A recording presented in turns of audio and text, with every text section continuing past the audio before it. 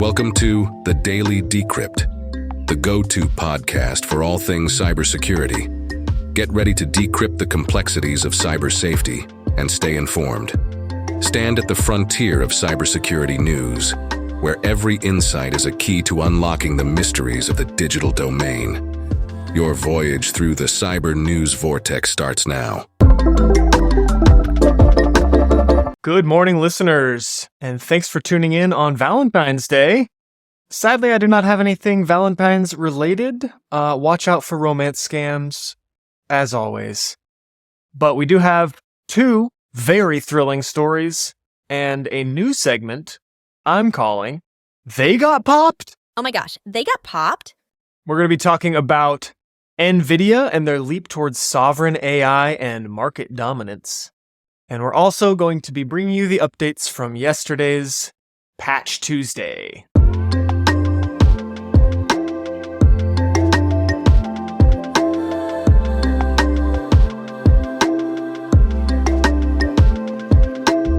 All right, so first up, in an effort to avoid overly discussing data breaches, I'm going to compact them all for you and give them to you at once. And to help me do this, to help me react to the severity of these breaches, I've brought in my brand new AI girlfriend. Let's name her Tina. Let's kick it off. They got popped. Oh my gosh, they got popped? Yes, Tina? Yes, they did. Okay, so first up, we have airplanes. No, not planes. Yes, Tina. Yes, planes. A commercial engine aircraft leasing named Willis Lease Finance Corp. said it suffered a cybersecurity incident on January 31st and it got its systems knocked offline. Up next, we have the healthcare sector. The healthcare sector? Yes, believe it or not, the healthcare sector was just popped. Integris Health last November disclosed personal information belonging to almost 2.4 million people was exposed. You heard about it yesterday, but Bank of America got popped. Bank of America? Yeah, they seem so serious and significant, but yeah, they got popped. The details are in yesterday's episode, but it affected around 57,000 customers. We're going international with an Islamic nonprofit from Saudi Arabia. Saudi Arabia? That's not fair.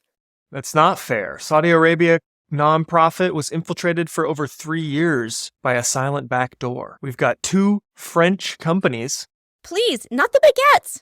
No, the baguettes are not even safe. Viamedi and Almery. They both manage third-party payments for health insurance companies. And this combined exposure is the largest ever data breach for French citizens. Staying in Europe, we're talking about Hyundai Motor Europe. I guess that's why their cars are so cheap. Hyundai, yes, but I do love them. Black Basta has claimed to have stolen 3 terabytes of data from the Hyundai Motor Group Europe. And if we talk about text data, that is a lot. And finally, back stateside, we've got California. Arnold does not approve. A little outdated with the Arnold reference, but LockBit has claimed responsibility for a cyber attack on Service Employees International Union Local 1000 in California. According to that ransomware gang, it stole 308 gigabytes of data from the union, including employee information such as social security numbers, salary information, and financial documents. So as always, sign up for credit monitoring, change your passwords, and keep an eye on those bank statements.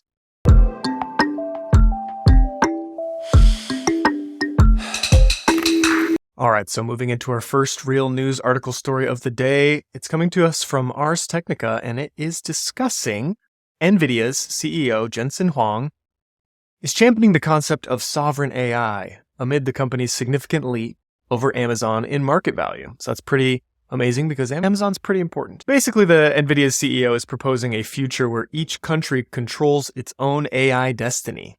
This vision, termed sovereign AI, suggests a world where nations harness artificial intelligence to preserve their cultural heritage and societal norms. Huang announced this while speaking at the World Governments Summit in Dubai and emphasized the importance of countries owning the production of their own intelligence. So this idea isn't just about data sovereignty, it's about embedding a nation's language, culture, and collective wisdom into the digital realm. The rise of Nvidia in the global market now neck and neck with Amazon for market value is not just a financial milestone, it's a testament to the growing importance of AI technology. Nvidia's GPUs, or graphical processing units, are critical for AI development and have become indispensable in data centers around the world. Data centers that are used by Amazon, Microsoft, Google, and more notably OpenAI. This development underscores how essential AI and Nvidia's technology have become to our digital infrastructure, highlighting the company's influence in shaping the future of global technology and AI applications. So this is pretty crazy. I knew Nvidia was doing great due to coin mining and AI, but I didn't know they were up there on the scale with Amazon. That's pretty cool. In 2019, I built my first computer, and I bought an Nvidia graphics processor, 2070, something like that, for, I don't know, $400 or $500, which felt like a lot at the time. And that is now over 4 years ago, and that exact graphics processor is worth double. It's worth $800 brand new. In tech terms, tech years are kind of like dog years. Like, we progress so much faster in tech. So I, expected that graphics processor to decline in value very rapidly. That's not to say that graphics processing hasn't improved much, because it's almost even unusable. It's a great graphics processor, but not $800 worth. Good for you, Nvidia, and good for you, whoever has bought stock in Nvidia prior to Bitcoin mining and AI and all of this stuff, because it's doing pretty well.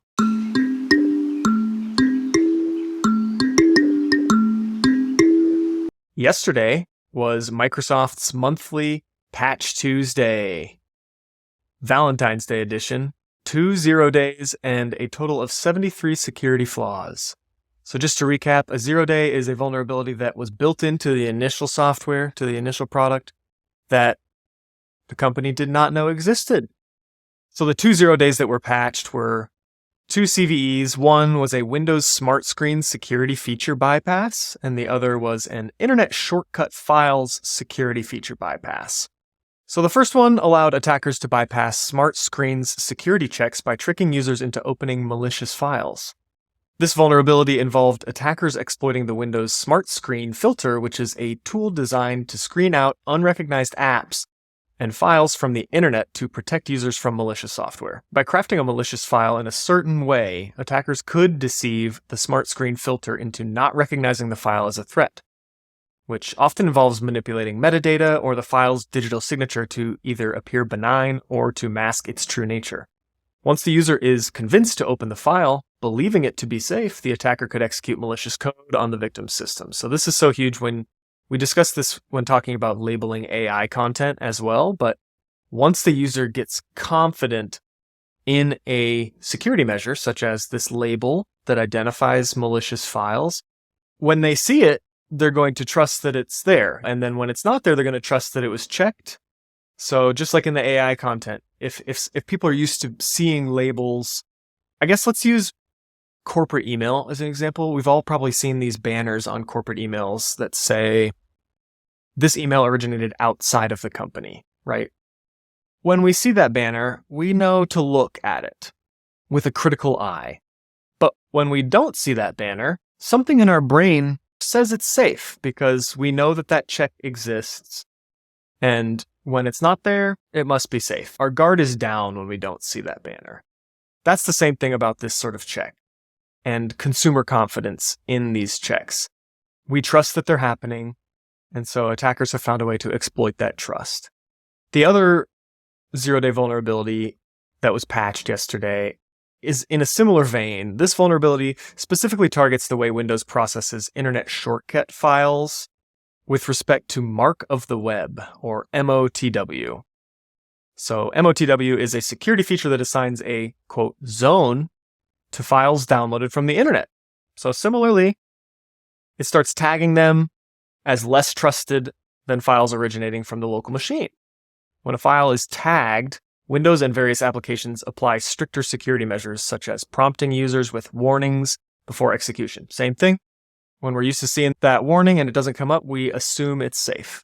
This basically just allows attackers to convince users to download malicious files and also convince them that those files are safe because that warning didn't pop up. So we're glad Microsoft has patched these. It's just a lesson. Don't always trust security warnings and security features. Take your safety into your own hands when you can. Try to stick to downloading files from reputable sources. And if you're feeling advanced, you can go in to Google and look up checksum and file integrity checking. Basically, the file that is downloaded from a reputable source has a certain signature. And once you get it onto your computer, you can check to see if that signature is still intact. But overall, make sure your systems are regularly patched with security updates, because that's the only way this update's going to get to your computer is by downloading the security updates. So make sure to patch. All right, that is it. I hope you guys have great plans for your Valentine's Day today, and we really appreciate you listening. We will talk to you more tomorrow. Oh my gosh, they got popped?